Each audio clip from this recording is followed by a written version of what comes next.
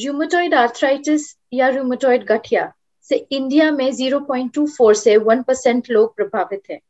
पुरुषों की तुलना में रूमेटॉइड आर्थराइटिस केसेस महिलाओं में दुगनी पाई जाती है। इससे इंडिया में 180 मिलियन लोग परेशान हैं।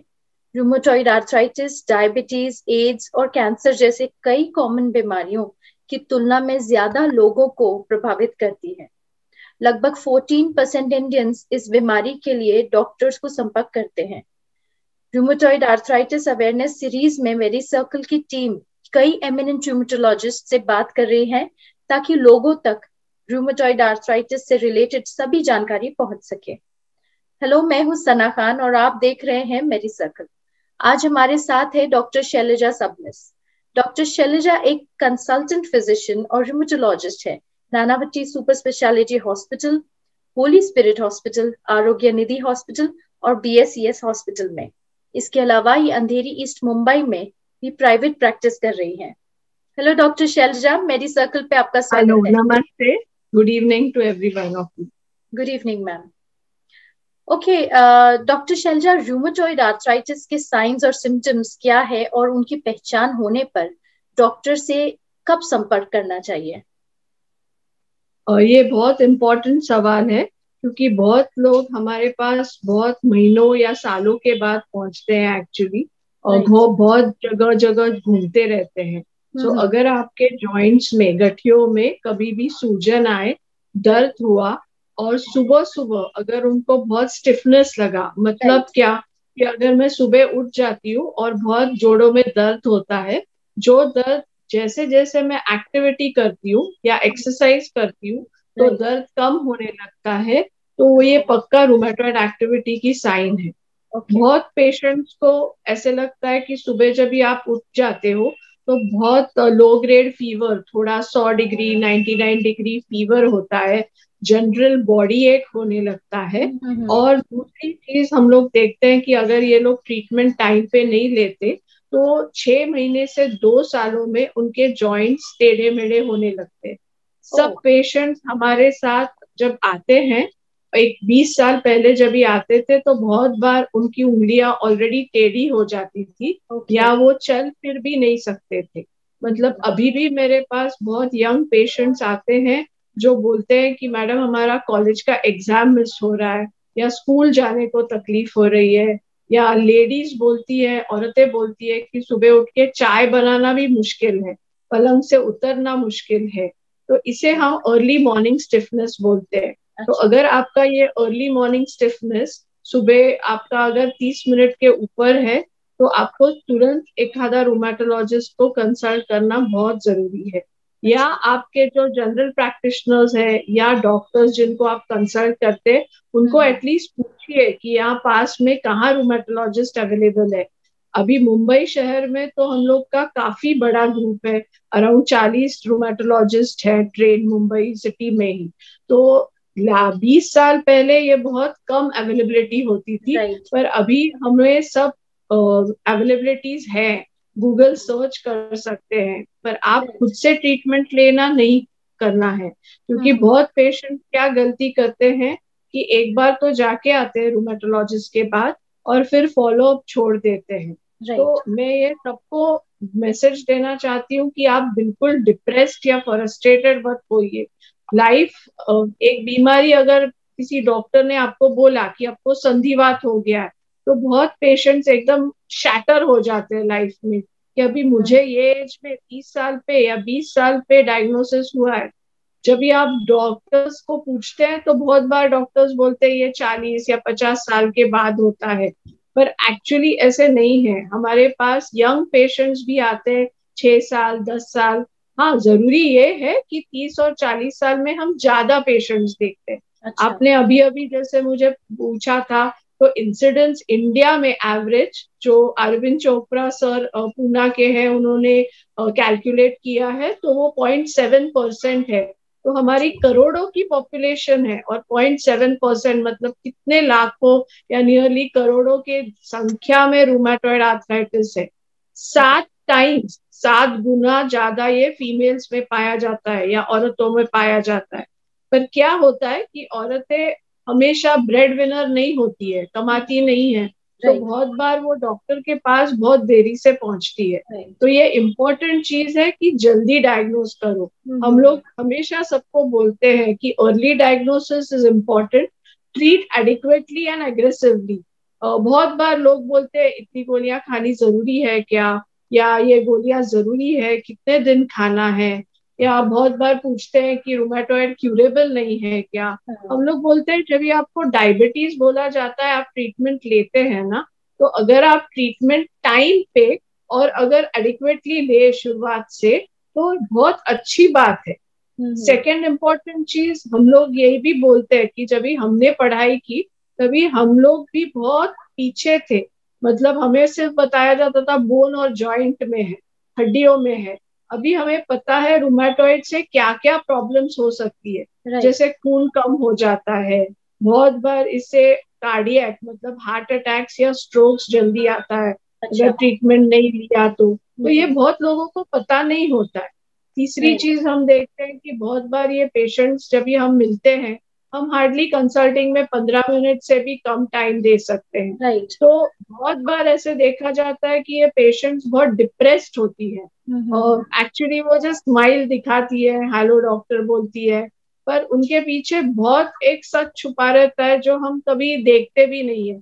शायद सुबह उठती है तो खाना बनाना इजी नहीं पड़ता है, शॉपिंग करती है तो बैग उठाना इजी नहीं पड़ता है। तो I always tell my students कि हमेशा जब भी आप ट्रीटमेंट देते हैं किसी पेशेंट को तो पेशेंट का भी डिटेल में क्वेश्चंस कीजिए कि आप रात को कितनी देर सो पाती है, सुबह उठने में कितनी देर तकलीफ होती है। आपके रिपोर्ट देखना बहुत इंपॉर्टेंट है क्योंकि जब भी आप ट्रीटमेंट ले रही हैं तभी आपका liver function, blood count, kidney function, ये तो एज ए डॉक्टर हम लोग देखते ही हैं।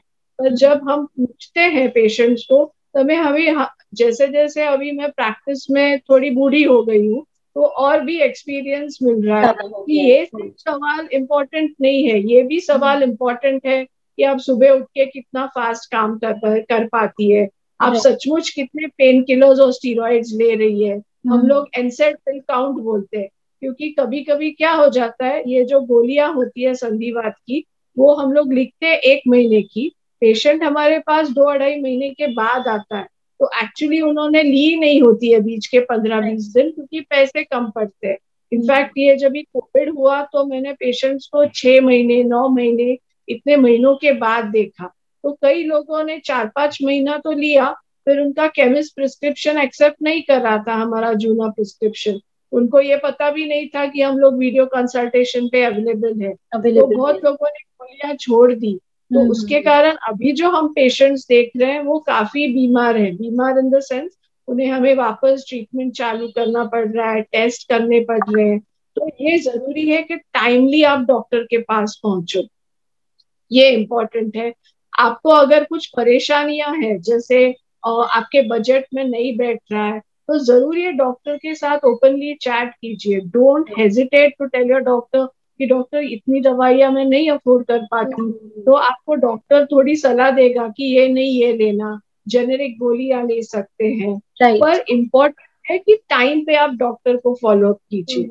दूसरी चीज आपको ये इम्पोर्टेंट है कि अलोंग विथ मेडिकेशन एक्सरसाइज बहुत इम्पोर्टेंट है। तो लोग ये भूल जाते हैं कि फिजियोथेरेपी या एक्सरसाइज लेना भी जरूरी है। मैं हमेशा बोलती हूँ 40% मेडिसिन काम करेगा पर बाकी चीज भी इम्पोर्टेंट है। आपको रेगुलरली आपके मूवमेंट्स करने हैं जॉइंट के, हो सके तो फिजियोथेरेपिस्ट को जाके मिलिए, फिजियोथेरेपिस्ट आपको एक प्लान ऑफ एक्सरसाइज देंगे। डिफॉर्मिटीज प्रिवेंट करने के लिए हम लोग स्प्लिंट्स बोलते हैं, मतलब वो लगाने की चीजें होती है जो आप लगा सकते हैं सो दैट डिफॉर्मिटीज प्रिवेंट करें। या क्या खाना है क्या पीना है वो भी आप जरूर है कि आप पूछ लीजिए डॉक्टर्स या डायटिशियन को, जो इम्पोर्टेंट बात है। और बहुत बार क्या करते हैं लोग, आयुर्वेदिक गोलियों से, स्टीरॉइड्स कंटेनिंग दवाइयों से बहुत वजन बढ़ जाता है। तो ये भी इम्पोर्टेंट है क्योंकि जैसे मैंने आपको पहले बताया कि हार्ट अटैक्स और स्ट्रोक्स हम लोग इवन एट एज ऑफ 40 और 50 देखते हैं।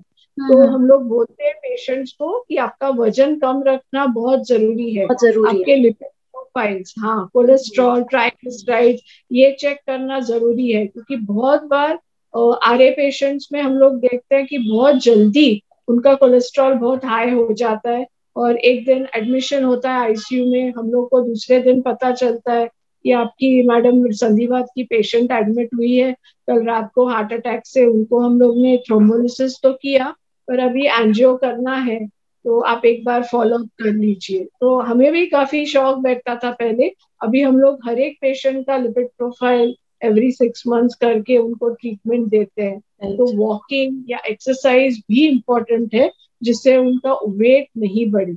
अगर वेट बढ़ रहा है तो वो भी वॉच रखना जरूरी है। और फिर लोग पूछते हैं कि खट्टा नहीं खाने का क्या, ये नहीं खाने का क्या। तो एक्चुअली स्पीकिंग ऐसा कुछ नहीं है कि आपको खट्टा नहीं खाने का, बट कभी कभी कोई पेशेंट्स को ऐसे लगता है कि फूड्स लाइक लेमन या इमली से उनका आर्थराइटिस बढ़ता है। मुझे नहीं लगता है उससे कुछ होता है, पर मैं हमेशा बोलती हूँ कि आप जरूरी है कि होम फूड प्रेफर कीजिए, घर में पकाया हुआ खाना ज्यादा अच्छा रहेगा। सेकेंड, कलर्ड वेजिटेबल्स मतलब जैसे टमाटर, गाजर, कभी पोमोग्रेनेट, ये भी जरूर आपके खाने में कीजिए क्योंकि उसमें एंटीऑक्सीडेंट्स है। अच्छा। जो लोग फिश खा सकते हैं जरूर फिश खाइए क्योंकि फिश में कुछ ऑयल्स रहते हैं जिससे काफी तकलीफ इनकी आर्थराइटिस की कम हो सकती है। अगर कभी भी ये पेशेंट्स को फीवर आए, मतलब कोई भी प्रकार के इन्फेक्शन होए, तो जरूर आपके डॉक्टर को कंसल्ट कीजिए क्योंकि इन्फेक्शन से RA डिसीज बढ़ जाता है। तो ऐसी कुछ स्मॉल चीजें होती है जो पेशेंट्स को काउंसलिंग के टाइम हम लोग बता देते हैं। डॉक्टर शैलजा, रूमेटॉइड आर्थराइटिस का कोई इलाज नहीं है और इसके होने पर लोगों को इसके साथ ही रहना होगा, क्या यह सच है या रूमेटॉइड आर्थराइटिस ठीक हो सकता है? नहीं नहीं, जरूर ठीक हो सकता है। सी हम लोग जब भी रूमेटॉइड पेशेंट्स देखते हैं तो हम लोग उनको क्लासिफाई करते हैं कि ये अर्ली रूमेटॉइड है कि लेट रूमेटॉइड है। अगर आप 2 या 5 साल के बाद आए तो ऑलरेडी डिसीज काफी आगे पहुंच चुका होता है, तो इनको हम लोग क्रोनिक रूमेटॉइड बोलते हैं। पर जो पेशेंट्स एकदम जल्दी आ जाते हैं within 6 months to 1 year, बहुत बार हम लोग शुरुआत में अगर दवा दे चुके तो ये डिसीज काफी कंट्रोल्ड या रेमिशन में चला जाता है। रेमिशन मतलब क्या, कि आपको कुछ भी दवाई हार्डली लेनी पड़ती है, बीच बीच में चेकअप करना जरूरी होता है डॉक्टर से, पर यूजुअली ये पेशेंट्स काफी कंट्रोल्ड रहते हैं। और जो पेशेंट्स बहुत दिनों के बाद पहुंचते हैं रूमेट के पास, उनको बहुत बार काफी महीनों तक ड्रग्स लेने पड़ते हैं। पर ये भी इम्पोर्टेंट चीज है, लोगों को हम समझाते हैं कि देखिए, आई एग्री कि आपको दवाई लेने का कंटाला आता है, पर जैसे जैसे आपका डिसीज कम होगा, संधिवात आपका कंट्रोल हो जाएगा, हम खुद ही आपकी गोलियां कम करेंगे। बहुत बार हम लोग सीजनल वेरिएशन भी देखते हैं, जैसे सीजन चेंज होता है या बारिश होती है तभी भी संधिवात बढ़ता है।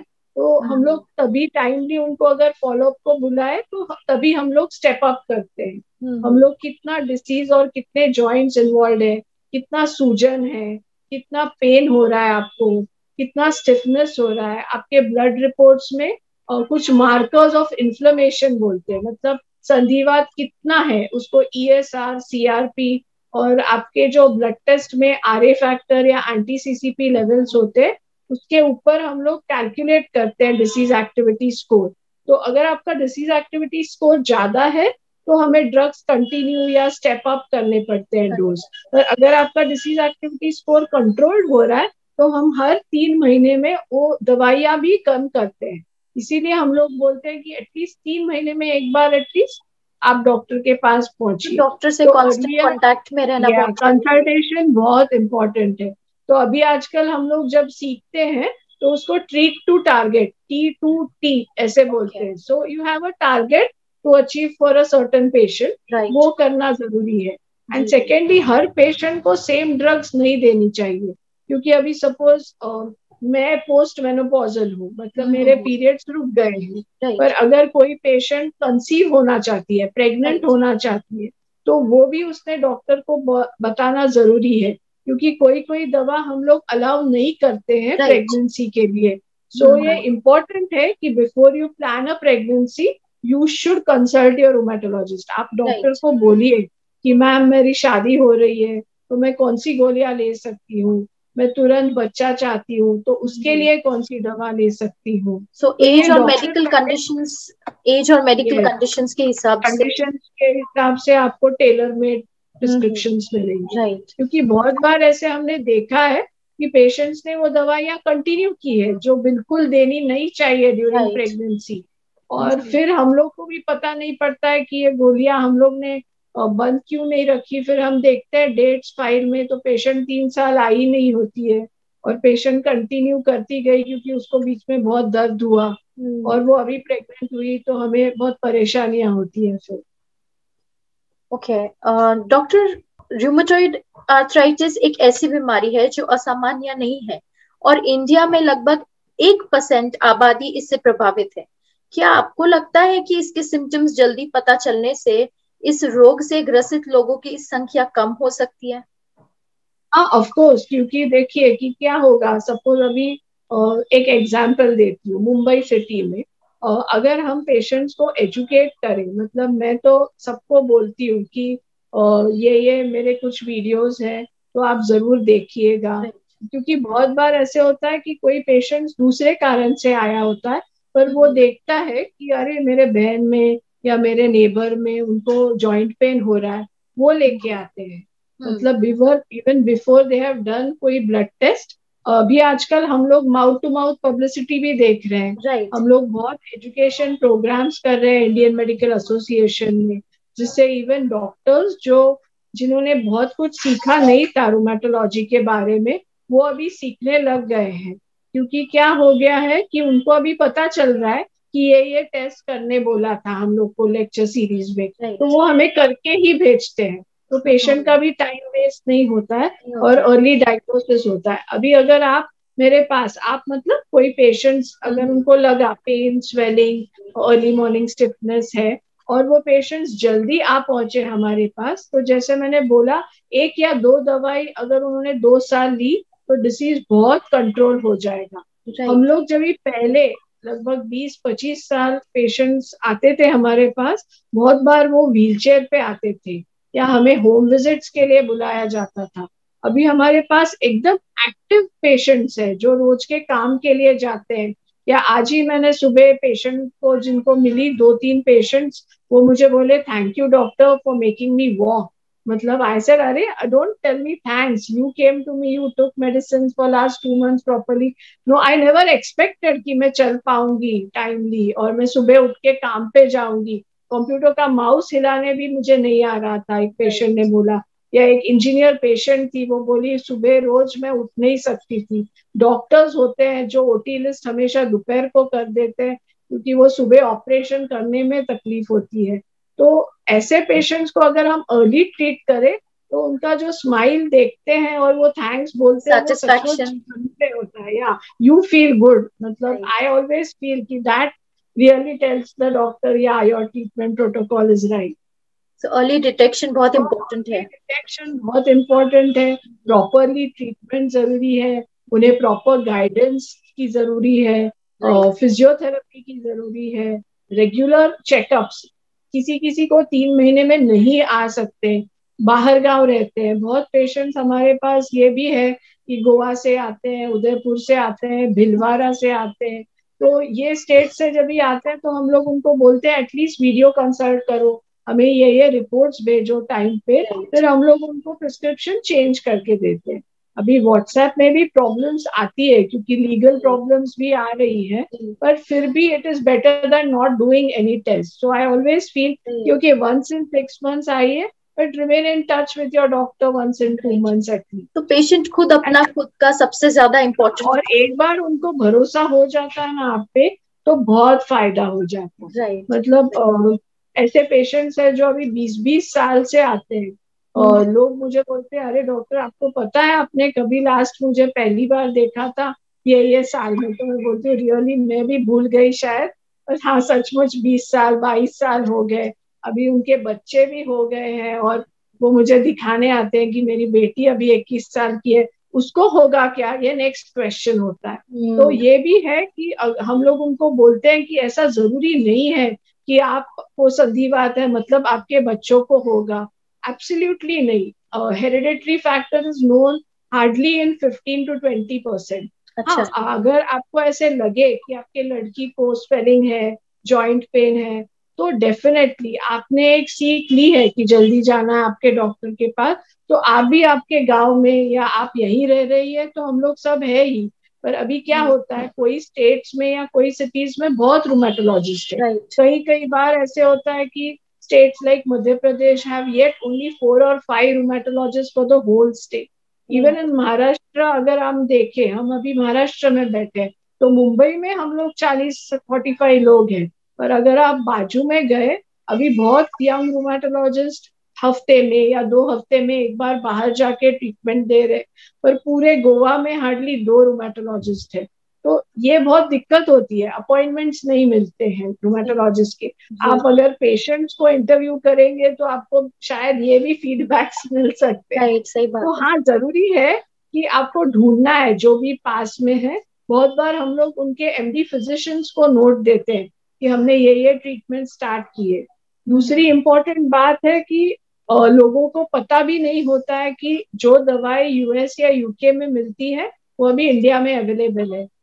ऐसे स्पेशल इंजेक्शंस बोलते हैं जो स्टीरॉइड्स नहीं है, जिसको हम बायोलॉजिक्स बोलते हैं, जो इंजेक्शन हम मंथली या एवरी 6 months या इवन वंस अ ईयर देते हैं, और पेशेंट्स की दवाइयाँ बहुत कम होती है। लोगों को लगेगा कि ये बहुत महंगा है, नहीं। अभी आजकल हम लोग मतलब जो फार्मेसी वाले हैं, जो कंपनीज है, उनसे अगर हमने बात की तो हमें बहुत कम रेट्स में मिल रहे हैं।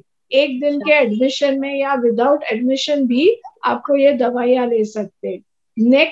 लास्ट 10 साल भी नहीं, लास्ट 3 साल में एक दवाइयाँ आई हैं कॉल्ड एज जैक इनहिबिटर्स, जो ओरल ड्रग्स है, थोड़े एक्सपेंसिव है, पर अभी इंडियन कंपनीज में उसमें उतर चुकी है, तो और चीपर बन गई है, जिससे संधिवात का कंट्रोल बहुत अच्छा हो रहा है। तो ये भी जरूरी है कि अगर आप अफोर्ड कर सकते हैं थोड़े बहुत, ऐसे नहीं कि ज्यादा, पर हम लोग जरूर ये देखेंगे कि संधिवात का ट्रीटमेंट बहुत अच्छा होता है। तो ये जरूरी है कि आप ऐसे भी क्वेश्चंस आप डॉक्टर को पूछिए। मतलब मैं हमेशा बोलती हूँ कि आप गूगल डॉक्टर मत बनिए, पर आप जरूर ये क्वेश्चंस तो पूछ सकते हैं कि डॉक्टर और कुछ दवाइयाँ हैं क्या।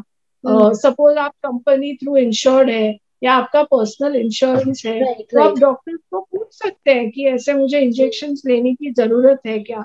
अभी एक एग्जाम्पल देती हूँ, जब मैं ट्रेनिंग करके आई थी तभी मुझे लगता था ये पेशेंट बहुत गरीब दिख रहा है, या हम लोग ऑक्यूपेशन पूछते थे तो जेरोक्स मशीन में के यहाँ वो जस्ट एक हेल्पर था, पर उसने ए बायोलॉजिक्स अराउंड 20 years ली। 20 years पहले की बात कर रही हूँ। तो उसका पगार और उसके कंपैरिजन में ये इंजेक्शन 20 गुना था कॉस्टली, पर उसको किसी मतलब किसी से ट्रस्ट से हेल्प मिली, और उसने वो 3-4 बार इंजेक्शन लिए साल में, और अभी गए 20 साल वो दुबई में काम कर, और हमेशा वो यहाँ आता है इंडिया में 6 महीने या 1 साल में, वो मुझे आके मिलके जाता है कि डॉक्टर आज मैं काम कर रहा हूँ तो आपके कारण।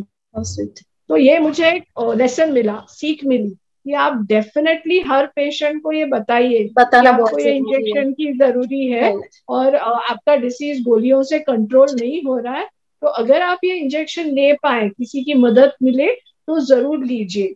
पहले पहले हमें लगता था कि आप अफोर्डिंग नहीं है तो कैसे मैं आपको ये चॉइस दूं। बहुत बार ऐसे रिव्यूज मिलते थे लोगों से कि ये डॉक्टर बहुत एक्सपेंसिव दवा लेती है, पर मुझे लगता है मैं हर पेशेंट को ये चॉइस दूं कि ये दवाइयाँ अवेलेबल है, तो you should take them. Also important है कि आप स्टीरॉइड्स कंटिन्यूअसली मत लीजिए। अभी भी अगर आप कंपनी आई मीन केमिस्ट के पास जाएं तो स्टीरॉइड की स्ट्रिप से सस्ती दवा है, 6 रुपए को 10 गोलियां मिलती है। तो लोग पहले 5 mg लेते हैं, फिर 20 mg पे कभी आ जाते हैं पता नहीं। और ये स्टीरॉइड्स बहुत खतरनाक दवा है, मतलब मैं लोगों को बोलती हूँ दारू जैसी है, नशा चढ़ जाती है और आप ये छोड़ नहीं पाते हो, सो आप फूक जाते हो, इन्फेक्शन रिस्क बन जाता है, ऑस्टियोपोरोसिस मतलब कैल्शियम आपके हड्डियों से निकल जाता है। तो ये सब complications of overdose of steroids होते हैं। तो जरूरी है कि आप आपको डॉक्टर को एक फ्रेंड मानिए, आपकी बहन या दीदी मानिए, आप जरूर उनसे बात कर सकेंगी। तो आप बताइए कि मैं ये आयुर्वेदिक या ये गोलियां ले रहा हूँ, don't hide it from them, क्योंकि और मुसीबतें हो सकती है। और दूसरी चीज इम्पोर्टेंट है कि सिर्फ संधिवात की दवाई नहीं लेनी है, आपको कैल्शियम, विटामिन डी, आपका न्यूट्रिशन का भी ध्यान देना है, डाइट का ध्यान देना है, रेगुलर एक्सरसाइज करना है, तो आप एकदम अच्छे पेशेंट रह सकते हैं और आपको बिल्कुल भी परेशानियां नहीं होगी जिंदगी में। मतलब आई ऑलवेज से कि okay, I have been diagnosed with the disease, but I have to fight it. I have to become back to a strong woman. I cannot sit and cry. मतलब मैं मेरे पेशेंट्स को बोलती हूँ, आप रोती रहेंगी तो आपके साथ कोई भी नहीं रोएगा, पर आप अगर चल रही है, कमा रही है या घर में काम कर रही है, तो आपको सबका सपोर्ट और हेल्प मिलेगा। राइट। डॉक्टर शैलजा, आपका हमारे शो पे आने के लिए और आपके विचार शेयर करने के लिए बहुत बहुत धन्यवाद। Thank you so much. शुक्रिया, शुक्रिया सना जी। Thank you, and thank you, Med Circle. Thank you, everyone. Thank you so much.